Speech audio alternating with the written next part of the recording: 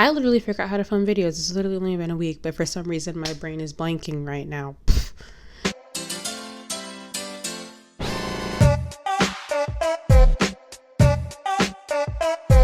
Hey guys, welcome back to my channel. If you're new here, hi, my name is Zhariya Smith and I typically make commentary videos just like this one.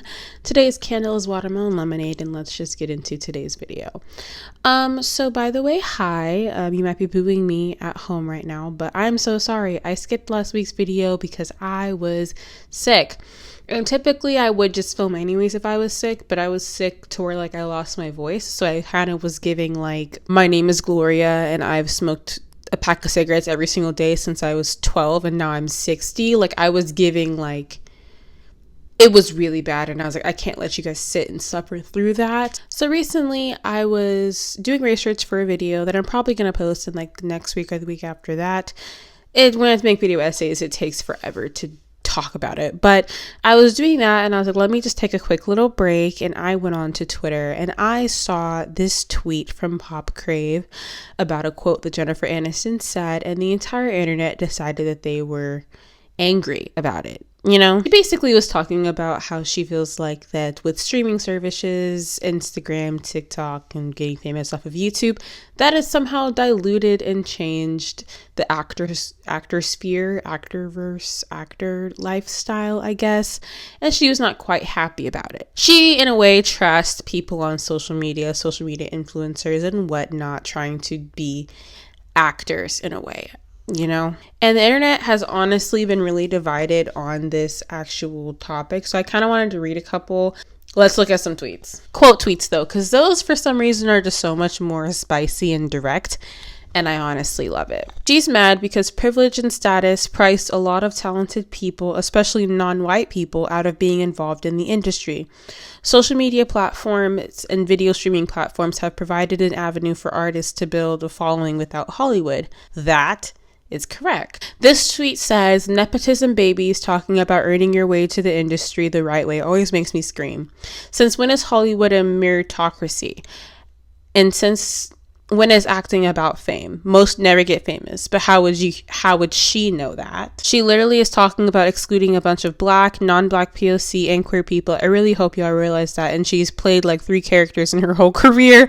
She doesn't need to be talking about diluting. Oh my God. But I loved her in that little murder mystery, the little murder mystery thing that she was in with Adam Sandler. That was really funny. But either way, so I guess internet is more against Jennifer Aniston, but other people were saying that she was making points, which I felt like I saw, but I haven't seen it. So I'll probably try to add in some clips to make this seem like I'm not just attacking Jennifer Aniston, because I think she did make some good points. But some people were saying Jennifer Aniston sucks. Other people were saying she actually has a point. A couple months ago, actually, I talked about the YouTuber to actor pipeline.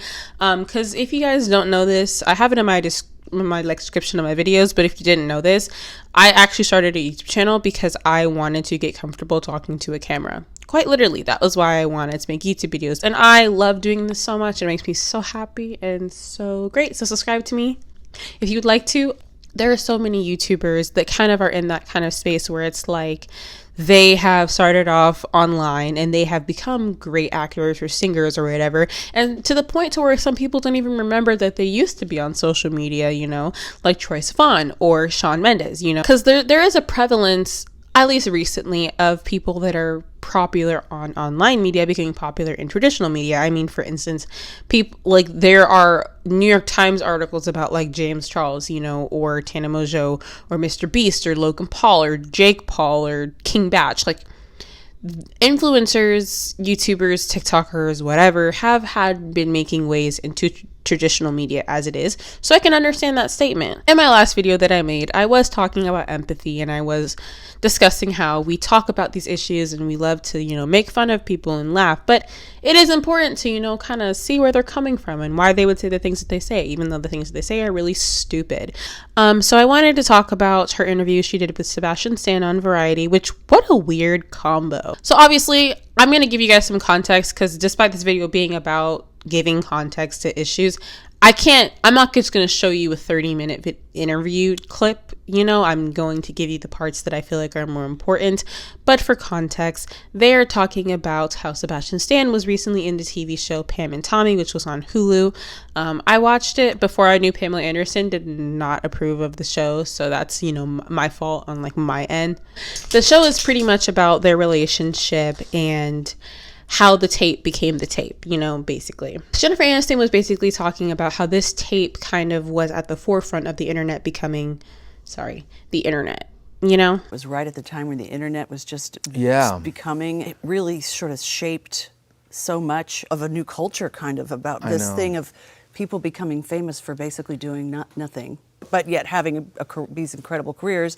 And then women's sort of reputation. I mean, Pam, Paris Hilton. We've been in that invasive kind of privacy since, and it's only gotten more and more, so. It's pretty much solely an experience that is only for white people, being famous for being famous. Kind of in the same breath of being how people not to hate on Marilyn Monroe, but like people who are famous for being really, really pretty and they end up becoming singers, actors, featured in things just for being attractive. Like, that one TV show Hollywood where like the one guy became an actor even though he was a horrible actor and he was just hot. Like that's something that would happen a lot, back then. So yes, the internet did impact this new age of people emerging onto the world, millennials mostly. And it made it kind of easier for people to become famous, kind of in the same breath of reality TV shows were becoming more popular.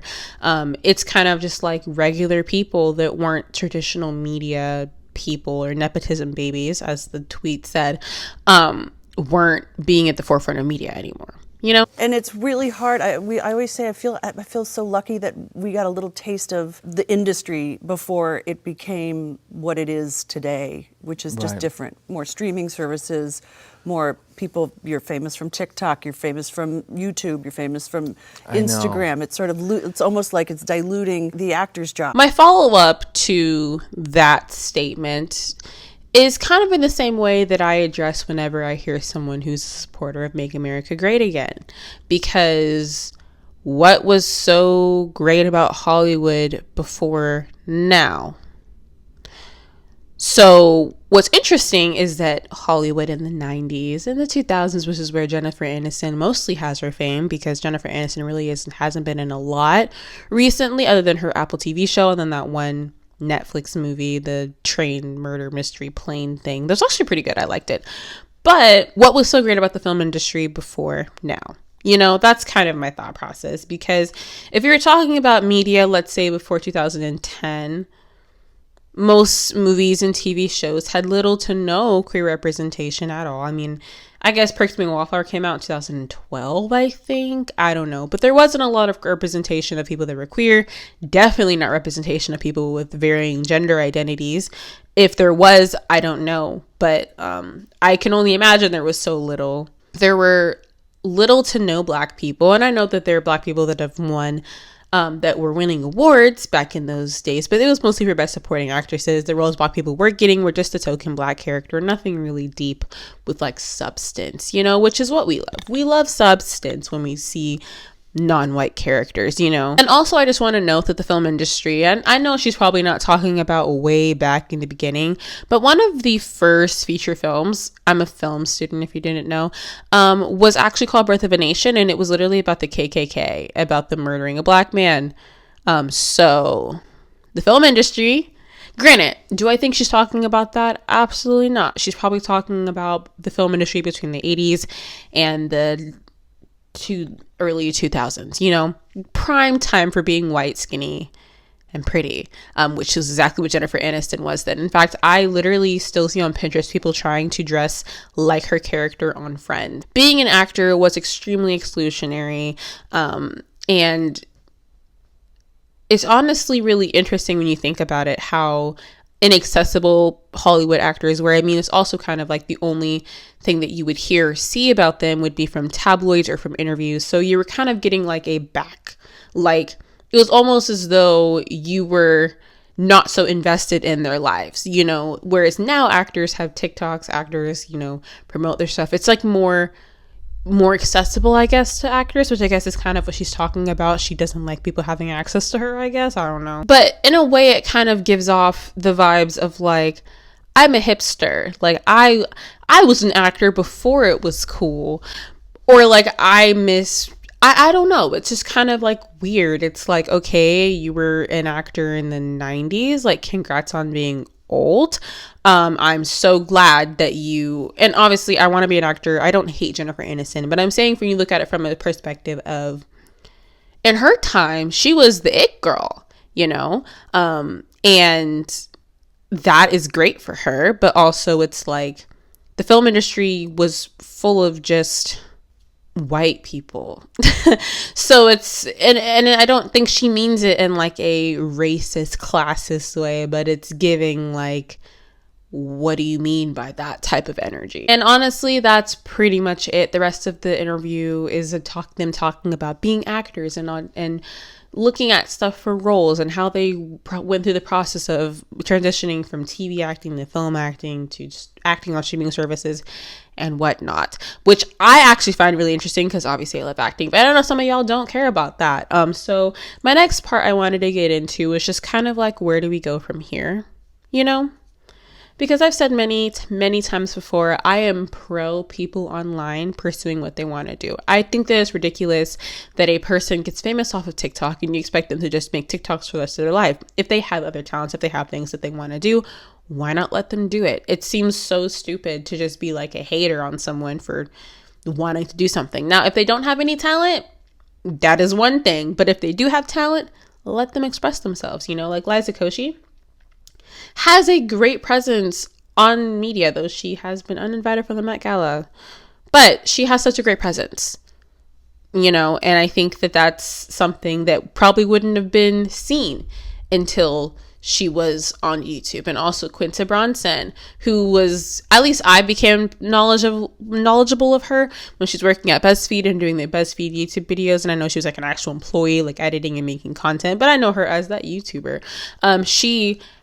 Abbott Elementary is doing so good. I haven't watched the show at all because I don't have cable. I hear the show's great and I'll probably watch it at some point, but she started off as being kind of an online presence in a way.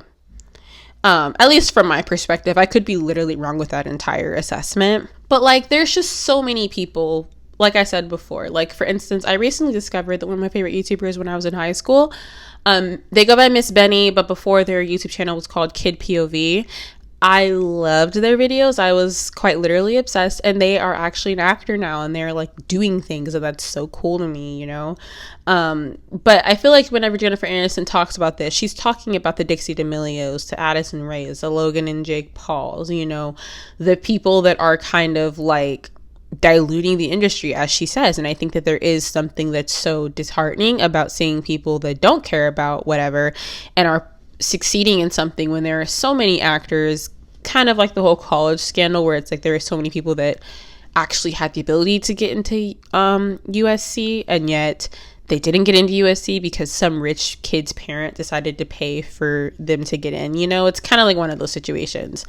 But the comment she made about Hollywood being different now because some girl on Instagram becomes an actress, I think that's just a little bit whack, you know, because obviously they have to audition. They have to at the very least impress one person. So I think that just having the assessment of, I miss the old days, you know.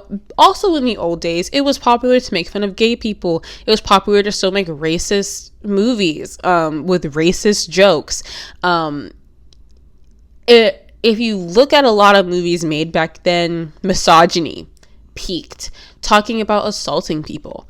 Horrible. Literally producers in Hollywood and directors literally abusing the people that were actors and actresses and production assistants and all that stuff was popular because guess what? No one was talking about it. So I think that the assessment that you got a taste of fame before it was what it is now, I honestly feel sad for you. I really hope that nothing bad happened to you because it happened to so many other people to the point to where now the Me Too movement, which is something that she actually mentioned in the interview in the beginning. But that aside, a lot of traditional actors, you know, some of them get really lucky. They audition for one show, they get a role. Oh, great, congrats to them, you know. But also I think that a lot of times someone just happened to be white in the 90s and got lucky, which kind of sucks. And now it's kind of like you are no longer being white and lucky. You got to actually give a little something, you know. And that's not me saying that it's wrong to be white, obviously. I believe in equality, but I'm saying that like now it's like at least people that are non-white are being considered, and that's not something that should be seen as a bad thing, I guess. Though white influencers still get more praise than non-white influencers, but still there's progress being made. Because in the grand scheme of things, it does take a black person, or I'll say non-white person. They have to try sometimes 4 times harder, probably 10 times harder if you're a woman, just to get a chance, you know, and that's not right. But at the end of the day, if a person who has thousands of or millions of followers on TikTok that wants to be an actor, that isn't like Axel Webster, whatever, who just went to the Tonys, by the way. He just went to the Tonys for making TikToks about how he got not accepted to Juilliard with no acting experience. Like, I wanted to go to Juilliard, but I knew I didn't have enough experience to audition for Juilliard. And I knew that in high school. That's stupid. But regardless, the point is that some people have to try really hard to succeed. And if someone tried really hard and became famous on social media and they want to do acting, why can't they just try? They should have the right to be able to try just like any other person, you know. And also, like the tweet said, if you go to your Wikipedia and your parents' names are in blue, shut up. Shut up. You know, I guess that's literally it. I've been talking for like 30 minutes. I feel great. Oh my gosh, I love coming back to making videos. Oh my god. But that's my video. I hope you guys liked it. If you did, make sure to give it a big thumbs up because it helps little channels like mine. Make sure to also subscribe to me because that would be very, very great. I don't know if you like my video or you want to watch some other ones. I have some that are linked at the end of the video. You can go to my channel, scroll through, see if you like something. I don't know. I'm not really good at like telling people to like do things for me. I just kind of exist. Follow me on Instagram or on Twitter. I'm trying to post more on Instagram, but it's so hard because I feel so pressured because I'm not Emma Chamberlain. But yeah, I guess that's literally it. So with all that said, make sure to stay happy, stay healthy, and stay safe. And I will catch you guys in the next video. Bye guys.